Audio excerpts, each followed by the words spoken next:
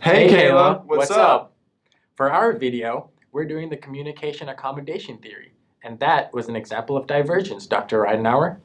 Howard Giles developed this theory in the early 1970s, saying that when people interact, they adjust their speech, their vocal patterns, and their gestures to accommodate others.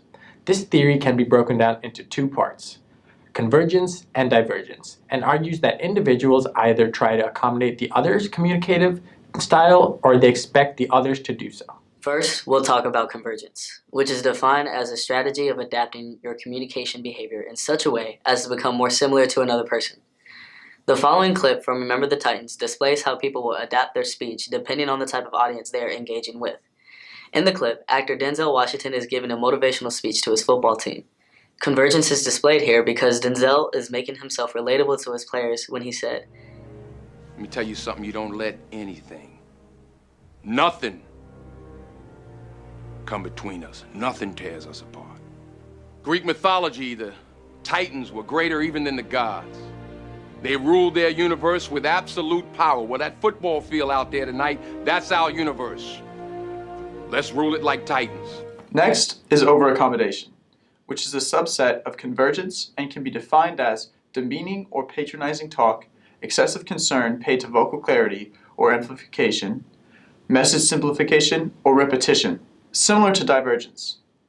In this clip from the movie Mean Girls, you can see Janice Ian partaking in over-accommodation as she angrily yells at Katie Heron for not inviting her to her party, mimicking her, "Oh, I used to live in Africa with all the little birdies and all the little monkeys." Oh God. You dirty little liar. I'm sorry, I can explain. Explain how you forgot to invite us to your party? Janice, I cannot stop this car. I have a curfew. You know I couldn't invite you. I had to pretend to be plastic.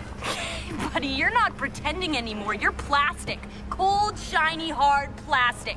Curfew, 1 a.m. It is now 1:10. Oh, I used to live in Africa with all the little birdies and the little monkeys. You know what? It's not my fault you're like in love with me or something. What? Oh, no, she did not. The second component of the theory is divergence, or a communication strategy of accentuating the differences between you and another person. In this clip, divergence is exemplified through John Ralphio choosing a speaking style and language which hugely differ from the norm for an accounting firm, and the accountant becoming overly proper and then firing him. My resume might not actually be accurate, right? So I have no idea what you're talking about. Don't know what QuickBooks are.